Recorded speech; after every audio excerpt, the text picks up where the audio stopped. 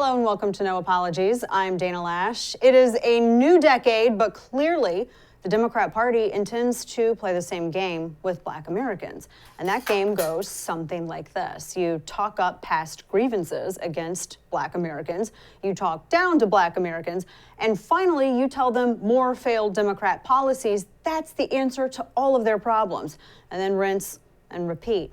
It's really all I think Democrats have offered Black voters for 60 years. And for 60 years, despite the disastrous outcomes for Black citizens, Democrats keep managing somehow, well, I think actually until 2020, keeping the majority of the Black vote. Now, Tuesday, Biden followed that same playbook perfectly. He showed up in Tulsa. Now, again, this is step one in this playbook. You talk about past grievances, which absolutely some have been underrepresented in history. But it's important to remember that the Tulsa massacre, which occurred 100 years ago in Oklahoma, Tulsa was a growing city. Black Americans were thriving. And you even heard the phrase Black Wall Street. That's what it was called. And there were many Black Americans. There were CPAs, lawyers, doctors. An incident in an elevator between a Black man and a white woman set off a racial confrontation, which grew into a mob. And that white mob left 200 Black Americans dead. Now, we should not forget this appalling chapter in American history. And we should also not forget that the Democrat-backed KKK was mainly responsible. In 1921, Tulsa was a Democrat and KKK stronghold. But Democrats, like President Biden, for instance, never like to mention inconvenient facts like this. They like to forget the history, namely when they talk up grievances against Black Americans. They forget to mention that they, and historically, have almost always been the perpetrators. The Democrat Party has been on the wrong side of history for a long time. They were the party of slavery, Jim Crow, redlining, the party that didn't want women to vote. Yes, the party of the KKK who fueled the Tulsa massacre. But since Democrats have not met yet a fact that they could not ignore, President Biden moved on to the second play in this playbook. And that, of course, is to talk down to Black voters. And I think that's exactly what the president did here, for which he received a lot of criticism. Watch. Young Black entrepreneurs are just as capable of succeeding given the chance as white entrepreneurs are. But they don't have lawyers, they don't have accountants, but they have great ideas. There were Black CPAs and lawyers practicing in Tulsa 100 years ago. But President Biden says that Black Americans can't even get a CPA or lawyer to work with them today. Who do you think handles all of my business affairs? I have a Black attorney that I have relied upon for years. I mean, I can't believe we even have to categorize it like this. Oh, and just so the president knows, Black Americans are just as capable as white Americans, and that's why Republicans don't treat them like children. And it's why we don't talk down to the Black community and say things like, if you don't vote for me, you ain't Black. Well, like the president said. But this is all entirely predictable from the Democrat Party. It's like having a parent who tells you day after day that you can't make it, so they'll do everything for you. Like a mama bear that never actually teaches their cubs to fish. I mean, Democrats, it's psychological abuse. It's exactly what it is. To talk down to certain voters because of skin color, or to constantly remind minority communities that they can't make it unless the Democrat Party, the very party that caused through policy many of those problems to begin with, comes in to save them. So after talking down to Black citizens, the president moved in for that winning move in the Democrat playbook, which is to tell Black voters that government and more failed Democrat policies are the answer to their problems, which is exactly what they did. The president and the administration, they unveiled their new actions to build Black wealth and narrow the racial wealth gap, a suite of initiatives to fight poverty and racial injustice. Now, again, these are all real problems that Democrats actually did historically create for Black people in the first place. Let me give you an example of what I mean. Once upon a time, Democrats wanted to help Black Americans, so they got behind so-called urban renewal programs. And the idea was that certain neighborhoods were dangerous, and while commuting on freeways to shiny new suburban neighborhoods was the wave of the future. So old neighborhoods were torn down for highways, public housing, and other big government ideas. And of course, these neighborhoods were mainly African-American neighborhoods, historically Black communities. In places like Asheville, North Carolina, Black Americans were forced to sell their homes or have their property seized through eminent domain laws. Now, the intent of urban renewal, of course, was to improve, at least what was said, living conditions for African Americans, but it achieved anything but that. Thousands of black families were relocated, and many others were moved into public housing. And they were told that the situation would only be temporary, as they would have the opportunity to buy land and rebuild property at a cheaper rate. However, neither Asheville nor the state of North Carolina actually made good on those promises. Redlining and discrimination prevented black residents in Asheville from purchasing new homes or obtaining new business loans. And this pattern repeated in numerous cities across America. In fact, urban renewal projects displaced more than 300,000 people between 1955 and 1966, disproportionately affecting people of color, according to a report by the Digital Scholarship Lab at the University of Richmond. And guess who was behind these urban renewal ideas? Democrat President Lyndon B. Johnson. It was all part of his Great Society program, an initiative to fight poverty and racial injustice. Sound familiar? That's because it's exactly the kind of plan that Joe Biden unveiled Tuesday in Tulsa. Among other things, the plan will, quote, take action to address racial discrimination in the housing market, including by launching a first-of-its-kind interagency effort to address inequity in home appraisals and conducting rulemaking to aggressively combat housing discrimination and use the federal government's purchasing power to grow federal contracting with small, disadvantaged businesses by 50%, translating to an additional $100 billion over 5 years and helping more Americans realize their entrepreneurial dreams, end quote. Now, the Democrats say that this all will be done to narrow the racial gap in America between white Americans and black Americans. And again, that Democrat playbook, it always sounds so good and it sounds achievable. But why would anybody believe that this time the outcome would be any different from anything that they've ever proposed or gone through with previously? I mean, the problem with the Democrat playbook when it comes to black America is the fundamental assumption that government is the solution to people's problems. And honestly, this extends beyond black America. If that were true, then why are all the major Democrat-run cities falling apart across America? Like my hometown of St. Louis. I mean, it's not like we don't have the proof. We don't have to guess where Democrat policies lead. We can see them playing out everywhere that we look. In every city where Democrats are in control, you have rising homelessness, drug abuse, crime, decaying public housing, and African Americans are most often the ones paying the price. But again, you have Democrat Party. They've mastered how to play voters and distract black voters and all voters really from disastrous policies that they have by talking up past injustices. Now, listen to the Democrats lately. Listen to their rhetoric. All they do is talk about past injustices, like the Tulsa massacre and slavery, because the last thing that they want any voter to do is to look at the present train wreck in any community, particularly communities hardest hit by some of the policies that I've mentioned. So instead of distracting black citizens with endless talk of white supremacy, the very thing that has defined the Democrat Party from the beginning. Here's more from President Biden Tuesday. Watch. According to the intelligence community, terrorism from white supremacy is the most lethal threat to the homeland today. Not ISIS, not Al-Qaeda, white supremacists. I get that if he wants to make amends for what his party has done historically, but in modern era, this is a shameful lie. I mean, if there's a white supremacist party in the United States, it's the same one that it's always been. It's been the Democrat Party, the party of slavery, the anti-woman party, the party that put indigenous Americans on the trail of genocide, the party that opposed giving African Americans the right to vote, the party that condemns black citizens to poverty with policies like urban renewal that have never worked and never will. Yes, the party, by the way, that also used gun control as a way to deny Dred Scott in that famous case in the courthouse that was blocks down the street from where I used to work daily. The Democrats are historically the white supremacy party, the party that talks down to black voters, telling them how to vote, telling them that they aren't capable of bringing an ID on election day. But hey, you have to have one to get a vaccine. Telling them that they don't know how to get on the internet. I mean, just listen to the condescension inside of critical race theory. This is a theory that the Biden administration wants to teach all children. Things like merit is a singularly white idea, or I mean, a number of different issues, success or merit or family. I mean, that's why BLM has like the nuclear family and breaking down the nuclear family as one of their priorities. Any kind of logic and reason somehow are singularly white ideas. I mean, this is just so condescending and anti-intellectual and just, it's offensive and bigoted. It's appalling. and so condescending. I mean, where do we even begin?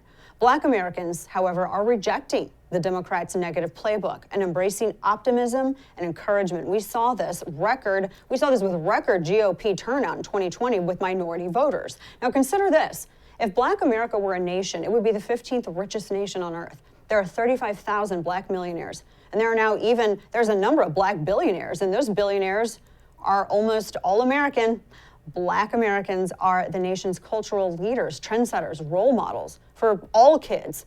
Now just look at our fashions, language, Black heroes that Americans emulate. We had a Black president. We have a Black female vice president right now. Are we really going to pretend that no progress has been made and that no progress is continuing because of the American system and in spite of horrible Democrat policies directed at all Americans, but specifically Black Americans for 60 plus years? Yes, there's more to do, and there are a lot greater heights of achievement ahead for African Americans, but government is not the answer. It is the problem, the obstacle, as Ronald Reagan said. And finally, why can't Democrats ever talk about how far we've come?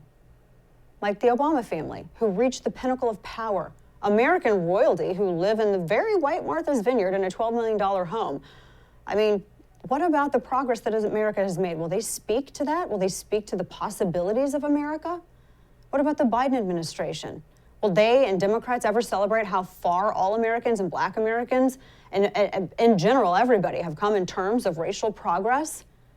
I don't think that that's in the Democrat playbook. So the cycle continues. You see, when it's socialism and bigger government the Democrats want, they can never acknowledge progress in America. Instead, they have to play up past injustices and talk down to voters and then say that the government will fix all of America's problems, especially Black America's problems, the ones that the Democrat Party created in the first place. And that's how the Democrat Party plays voters. There was a great saying from a lawmaker once that, yes, America has its problems, but find one better. Find a country better. Former Trump advisor and FreedomWorks economic advisor Stephen Moore joins us next to discuss not just this administration's economic policies, but also we had record employment and record growth just a year ago? So what is the difference? What choices were made then that aren't being made now? We're going to discuss in depth next. Keep it here. So after the show, I want all of you to visit this website, preparewiththefirst.com. This is a website that's set up by our friends at My Patriot Supply. And yeah, it's a little nutty out there, right? I'm just waiting for hurricane season. I don't know if that's after shark season or not. The best way to have peace of mind, though, is to stockpile emergency food and water. It's just smart. It's common sense. I have a little Patriot pantry, right? And a lot of it is filled with My Patriot Supply. They're America's leading preparedness company. And they're here to help you become more self-reliant no matter what happens next. But here's the thing. You can't wait for something bad to happen and be like the zombie apocalypse movies where you're the ones who get picked off because you're stuck in a supermarket shelves getting cans of food that you should have already had with My Patriot Supply. You can't wait for a stock market crash or hyperinflation or anything else. My Patriot Supply has been in business for over a dozen years, serving millions of families. They've earned 39,000 4- and 5-star reviews. Their food is specially packaged to stay fresh for up to 25 years. So when you prepare today, it's going to be there when you need it, like for an actual zombie apocalypse. Right now, save $50 on their 4-week emergency food kit at preparewiththefirst.com. The meals are delicious. You get 2,000 calories per day. No other brand comes close. That's preparewiththefirst.com.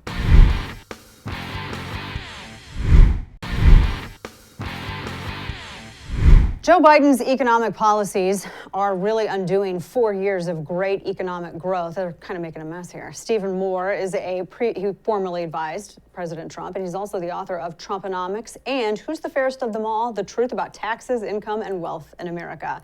He's also an economic advisor for FreedomWorks, and he joins us to give us the latest update about how bad these policies are affecting the country. Stephen, always good to see you. A pleasure to have you. Hi, Dana. Of course, good to see you. So we had 4 years of great growth. I mean, record high employment numbers. I mean, high employment across the board, men, women, every demographic.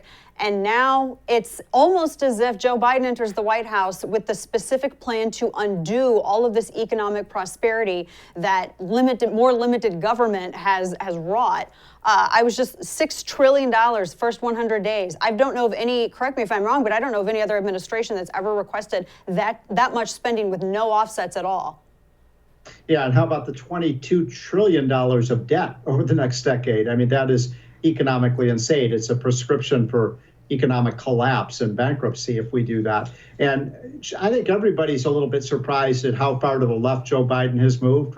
When he ran for president, he said he would be a moderate lunch bucket Joe. But my gosh, on every issue, whether it's regulation, energy policy, trade policy, taxes, spending, and debt, he has been by far the most liberal president we've ever had in this country. Government spending would go to its highest level in the history of the United States in terms of a percentage of our GDP, even higher than it was under World War II when we were fighting the Germans and the Japanese. And this is an agenda that needs to be stopped, and Republicans need to be totally united in saying no to this agenda, that it is the wrong direction to go. We have an economy, by the way, that's getting a lot better, Dana, right now, but it's getting better because of Donald Trump and because of Operation Warp Speed and the amazing vaccine that is starting to open up small businesses and getting workers back on the job. All we need Joe Biden to do is get out of the way.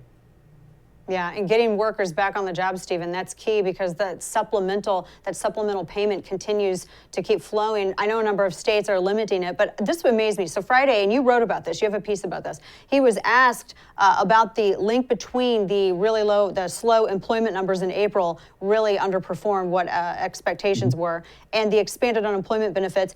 And he says, no, nothing measurable. That was his direct quote that he told reporters. That's not what we're hearing from the people who are getting this supplemental income and are staying home, Stephen. Your thoughts on this?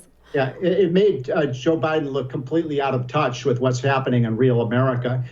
You're seeing from coast to coast, from Maine to California, nearly every store, every restaurant, every construction site, every factory, we need workers. I saw a sign the other day that said, we'll pay free gym membership, free health care, free this, free that, $250 bonuses in some places to take a McDonald's job. That's how hungry people are for workers. So we have this strange situation where Joe Biden has made it so he's basically reversed all the welfare reforms. And now you have a system where people can literally make a couple with two kids can make $100,000 in government benefits for not working. We have 8.1 million job openings today, and people aren't filling them. And that problem, we have 25 Republican governors who canceled those benefits, saying, no, we don't want that money. It's keeping people out of the workforce. Yeah. And of course, no Democratic governor has done that. And Dana, those are the states that have really high unemployment rates. So very high unemployment rates, completely. And I was amazed when this was brought up to Jen Psaki. She just suggested that, well, maybe, these businesses should match what the government is paying, which I've never heard anything like that in my life. I was on air when she said this, and I immediately lost my place on air. I'm doing radio. I couldn't even believe this response. There's a level of arrogance in that statement, and also arrogance and ignorance. Arrogance that, all the businesses have to do is raise their wages. That comes from people in this White House. So what I loved about Donald Trump was that he was a businessman. He knew how businesses work. He knew how to, make ends meet. He knew how to make a payroll. None of these people in the White House have any business experience. So when they say, these businesses just have to raise their wages, they've never run a business. A restaurant runs on a very thin margin. If they could pay workers, more money, they would be doing it. But you're going to run these businesses out of business, and then there's going to be no jobs. So I find that to be really an insulting statement by people who don't know what they're talking about. Yeah, this coupled with the proposed spending that he would like to see from, the infrastructure. There's like a number of different similarly named plans. But one of the things that really got me too, Stephen, with this was, the capital gains tax and going after, for the lack of a better way to put it, that seed money that is really, that's the soul of startup. That's how startup businesses, which I think SBA said were something like this, where 60% of our new jobs were coming from. I mean, in every which way that they can to try to undermine business growth and employment opportunities. That seems to be the goal.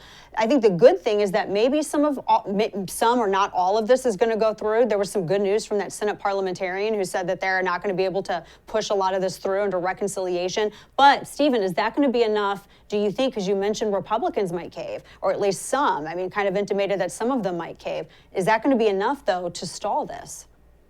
Look, I think Republicans right now are totally united against everything Joe Biden is doing. I mean, I'm an economist. He's probably done 100 executive orders and regulations and pieces of legislation. And Dana, I can't think of one.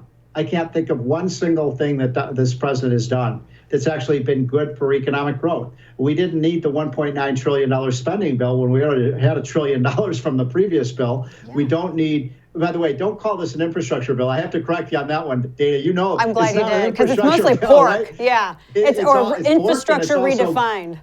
Right, it's green. It's the Green New Deal. It's money for solar panels, and people make electric vehicles, and people who are the education establishment. By the way, I don't have anything against solar and wind power, but if they're such great forms of energy, why do we have to give them hundreds and hundreds of billions of dollars? Meanwhile, Dana, one thing that I'm finding extremely troubling is what's happening in American energy. This is a president who has declared war on American energy. He's shutting down our oil. He's shutting down our gas, our coal, our nuclear power. This is a very dangerous situation. Under Donald Trump, for the first time in 50 years, we became energy independent because of his all of the above energy policy. We're not seeing that from you see, he just reversed the Alaska decision. So they're not going to be able to do drilling up in Alaska, one of the most oil-rich places in the world. And not only does that make us not energy independent, but it also, we were helping out NATO countries as well. We were trying to offer Germany a little bit more energy independence so they wouldn't have to rely on Russia, which kind of compromises, the entire point of NATO. If NATO countries are having to rely upon Russia for energy, how then? It doesn't make any sense. Then it becomes a security issue.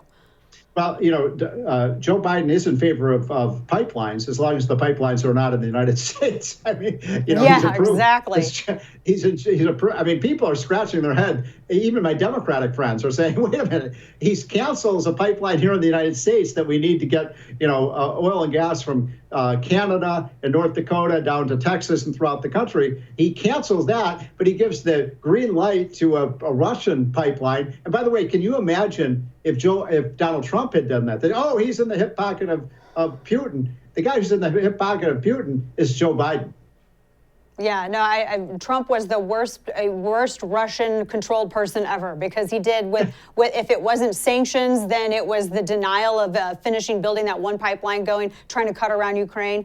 You mentioned your Democrat friends even, and I've seen a lot of Democrats raising questions about that, but also about the strategy of the administration trying to push all of this through, because the warning signs are starting to appear for 2022. It's actually not too early at all, and the sirens are starting to flash. Democrats are very, very worried that they may lose everything, all control of the House and perhaps even the Senate, if really not just all, but if any of this stuff goes through while the economy is still trying to recover from the pandemic and the administration's trying to squelch that with this supplemental income. Your thoughts?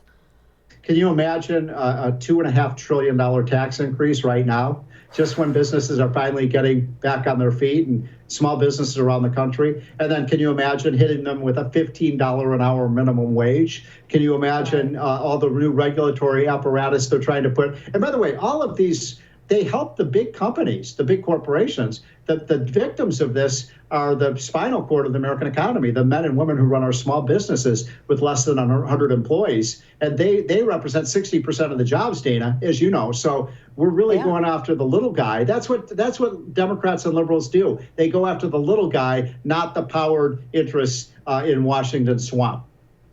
No, exactly. Last question for you, talking with Stephen Moore.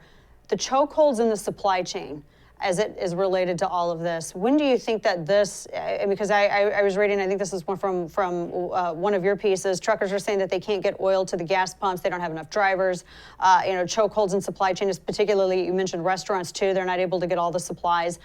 And so now it is affecting that supply chain. So at what point, this is going to be tied to making sure that people are going to be able to go back to work. But I mean, I just, when does this get resolved? How does this get resolved? It just almost seems like they're committing political seppuku here going into 2022. It's the craziest thing I've ever seen. But the Dana, supply chains are worrisome. Look what has happened to the price of oil. Oil is now between $60 and $70 a barrel. It was down to about $35 a barrel under Donald J. Trump. Remember, gas prices fell below $2 a gallon under Trump. Now, the last time I went to the gas pump, it was $3.19 a gallon. In California, Dana, the gas is $5 a gallon. And who does that affect? That affects, the little guy. The little guy is the people who are getting killed by this. I don't think that Bill Gates or Warren Buffett or Zuckerberg care if the price of gasoline goes up, but it is a tax on working class Americans, just as the higher prices of food. I am very worried, Dana, about a recurrence of 1970s style inflation, where every time you go to the grocery store, everything costs more. And that's because of the massive debt.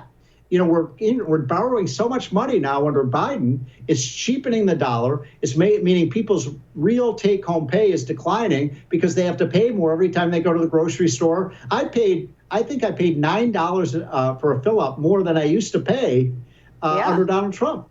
$9 for one fill-up. And it's indebting us further to China. We're out of time today, but Stephen Moore, always love talking about this issue with you. There's no one better. Appreciate your time today. So good to see you. Thank you. Great to see you. Of course. Well, folks, Democrats didn't like the voting laws that were proposed by Republicans in Texas, so they walked out, quite literally. Up next, we talk with Texas Lieutenant Governor Dan Patrick about that and the new constitutional carry laws. Keep it here. Black Rifle Coffee Company is a veteran-owned coffee company serving premium coffee to people who love America. Veteran CEO and founder Evan Hafer spent over 7 years on the ground overseas with U.S. Special Forces and as a CIA contractor. Black Rifle Coffee is committed to Evan's vision of supporting veteran, law enforcement, and first responder causes. So this summer, Black Rifle Coffee Company invites you to enjoy your coffee. And by that, they don't just mean the great taste, but more so the places that you drink it, the adventures it fuels and inspires, and most of all, those easy moments that are served alongside your Black Rifle coffee. So whether you're brewing the perfect cup to pour over before going to kick ass at work or cracking a can of 300 on your next backcountry mission, Black Rifle Coffee is here to fuel your way wherever the summer takes you. So head to blackriflecoffee.com/DanaTV to order yours and use code DanaTV at checkout for 20% off your purchase and your first coffee club order. Fuel your summer with America's coffee, Black Rifle Coffee.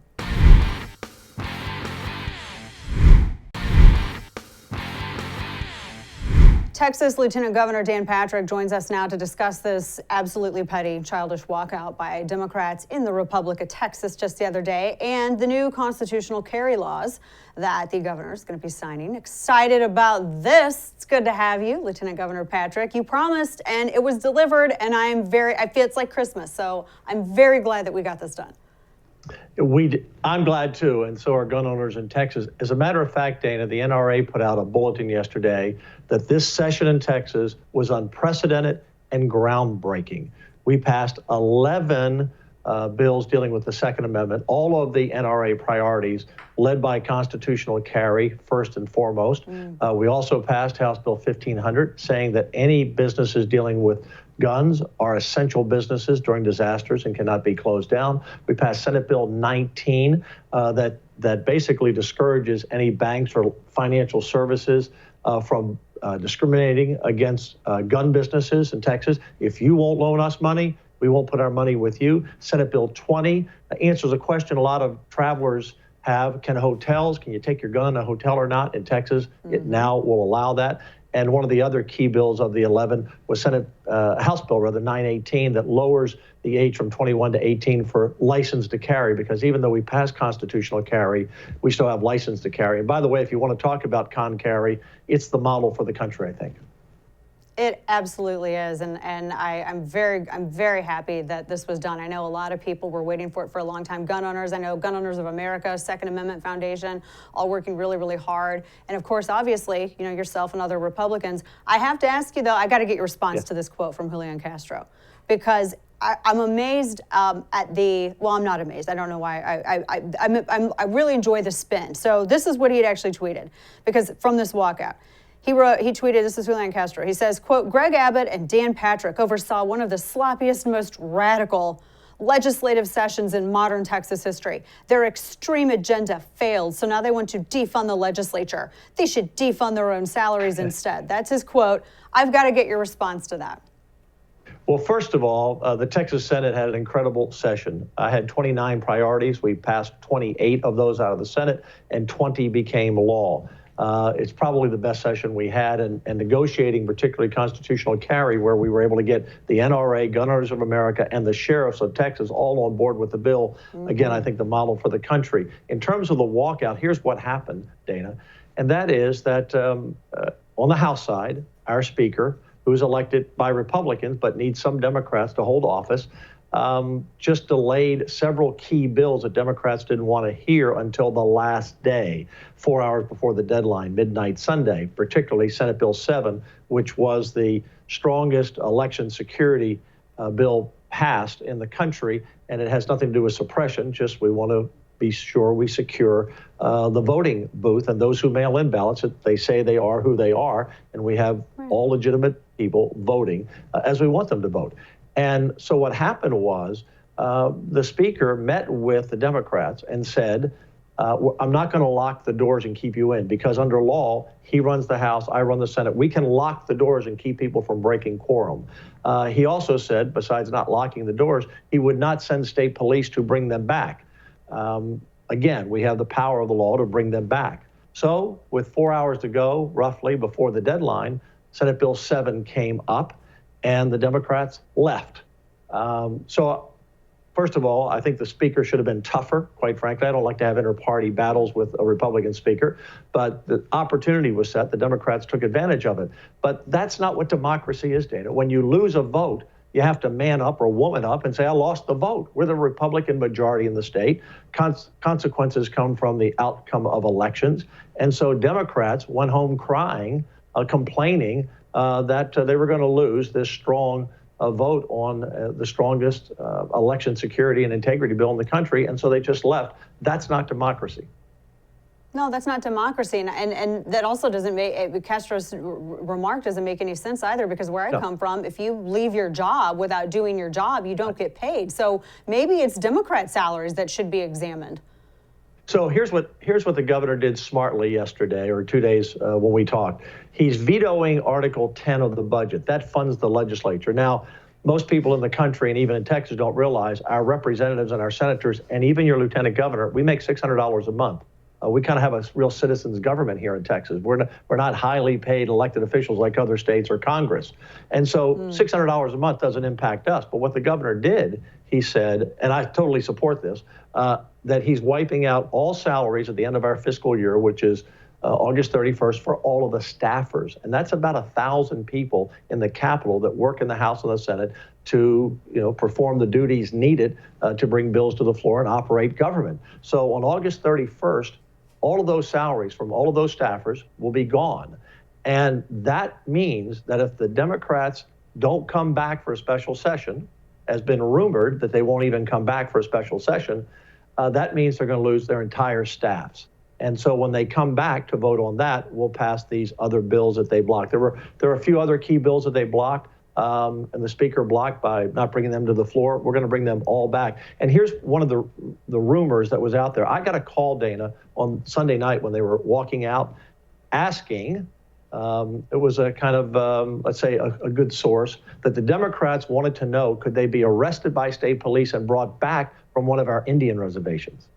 And the answer is, yes, they can. They obviously were planning to go to an Indian reservation, or thinking about it, in Texas, where they couldn't be brought back. That's how far the left will go in trying to disrupt democracy. This is the fourth time, by the way, Dana, in the history of Texas, Democrats have walked out. One time they went to Mexico for a month, Oklahoma in the past, but this is the most recent time in the last couple of decades, and it's disgusting. But they should not have had that opportunity. Had I been the Speaker of the House, I would have said, I'm locking the doors, and if any of you get out, I'm sending the state police to bring you back, because we're going to have a vote on this bill now. Do you think that that's going to be done if the special session is called? do they have the opportunity to walk out again if that kind of action isn't taken? And do you think that Dade Phelan, who is he's the Speaker of the House there, Texas State Legislature, Yes. would he do that? Is he going to lock the doors? I hope he's learned a lesson. You can't be nice to the left, the radical left. And I hope he's learned a lesson. And this time, lock the doors and arrest them if they break quorum. You just can't have this in democracy. And look, they're going to have to come back in the fall anyway, because when we get the census data, we have to redraw the maps. Although there's a lot of belief, Dana, that what the Biden administration is doing by delaying the census, that he really wants to push all these votes on maps eventually to the courts, and maybe even try to run the next election in 22 under the current maps, because he's worried that he'll lose Congress. I don't think constitutionally that can happen, because you can't run under illegal maps.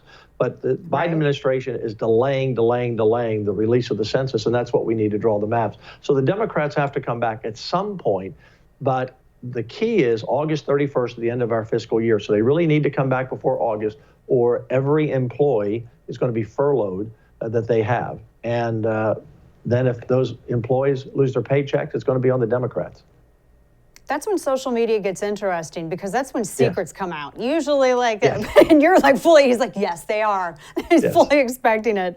No, that's well, hopefully they won't let their staff, not just their staffers, but also Texas voters down either. I wanted to ask you another question. Talking to Lieutenant Governor Dan Patrick here, there were one of the accusations, and I think this was something that was, I'm trying to cite it correctly, Texas Tribune. They were saying that multiple groups are questioning the constitutionality of the Texas Senate from stripping its own amendments from the civics bill so late in session to pass a House version. What is your response to that? Because I didn't necessarily agree with that. Yeah, hogwash.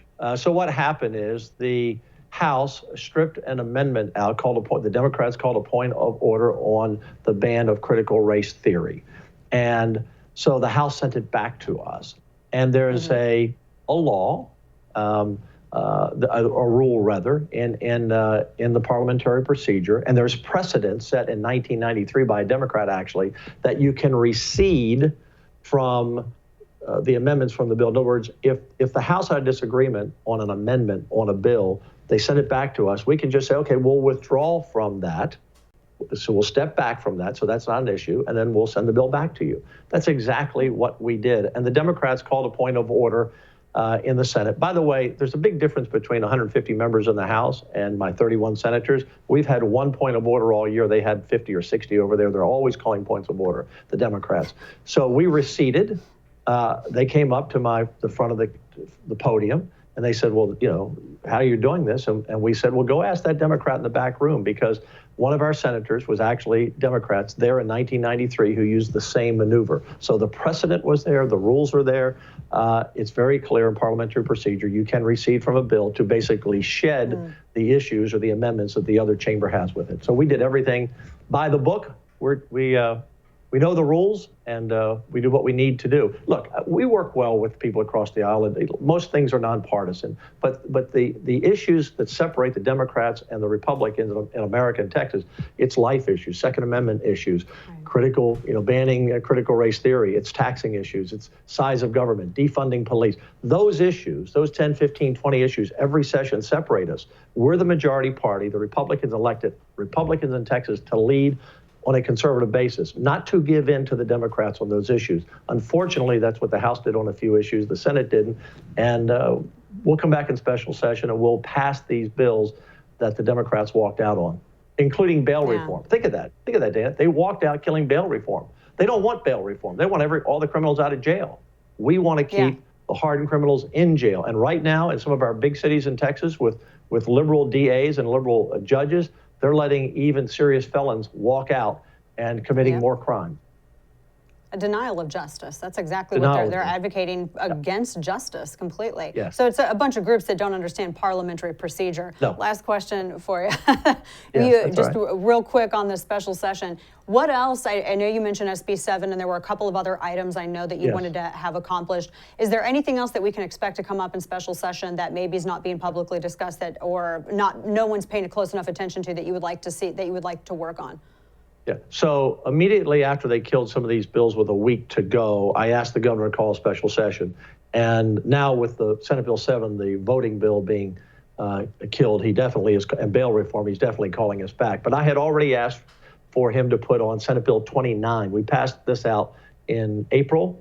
It could have been brought up, and it wasn't. And that is to stop boys playing girls' sports. It's not anti-transgender. It's pro-women, pro-girls, so their scholarships and their opportunity to play sports is protected.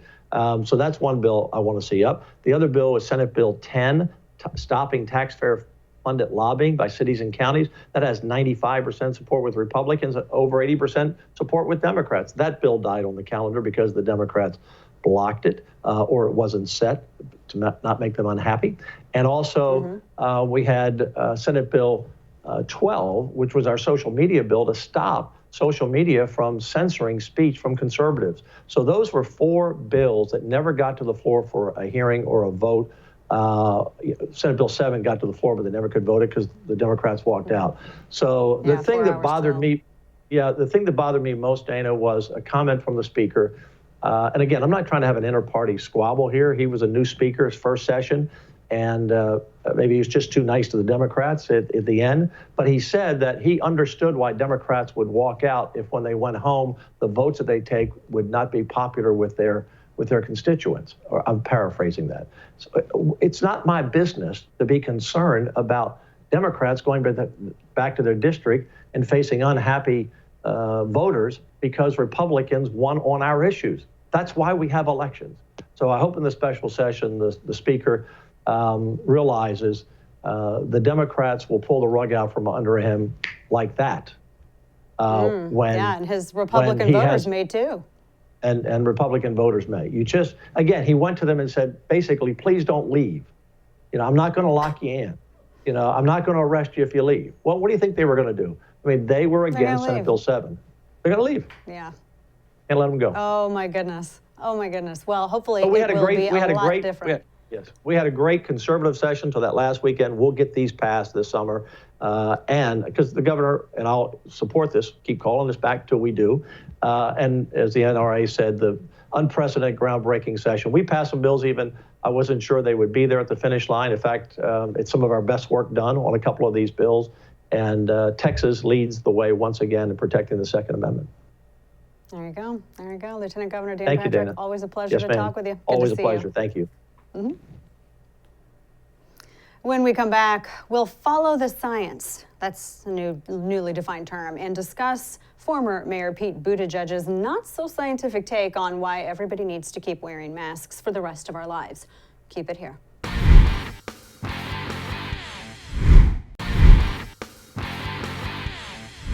Oh goodness, Alfred E. Newman is back.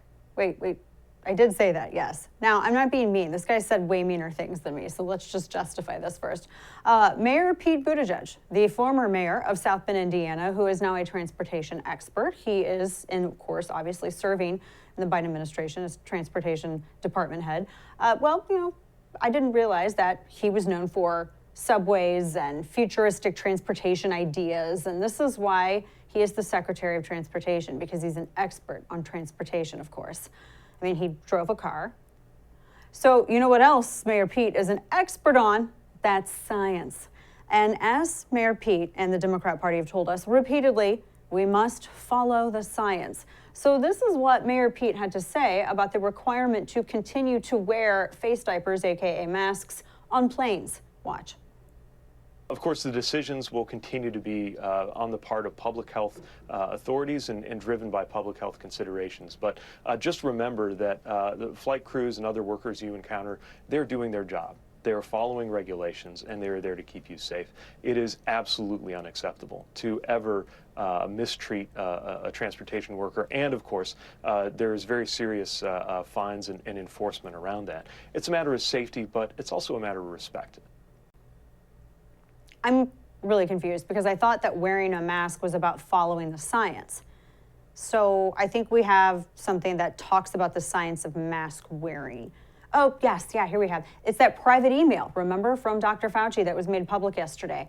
Here's what it says, and I quote, Masks are really for infected people to prevent them from spreading infection to people who are not infected, rather than protecting uninfected people from acquiring infection. The typical mask you buy in the drugstore, which is what everybody bought, is not really effective in keeping out virus, which is small enough to pass through the material.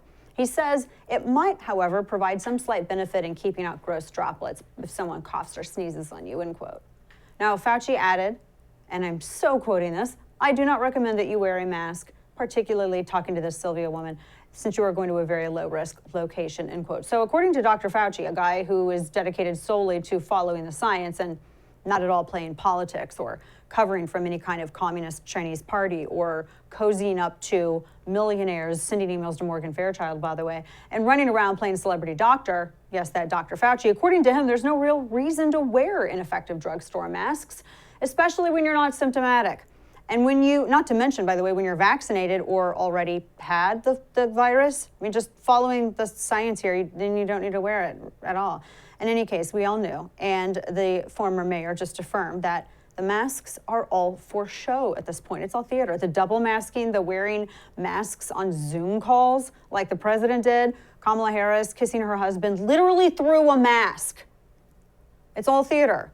Or, as the former mayor said, it's about showing respect for people like the flight crews and workers.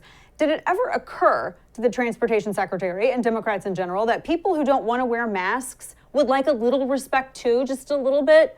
In other words, does he ever think that maybe perhaps his party's irrational fears of this virus, even after someone's been vaccinated, even with HEPA filtration on planes, maybe should necessarily give them the right to impose mask wearing on the rest of us for eternity? I mean, should we all be required to live inside of their pathological and non-scientific fear-mongering about the virus forever? I don't think so. I mean, do you? If they want to continue to live in fear, they can knock themselves out.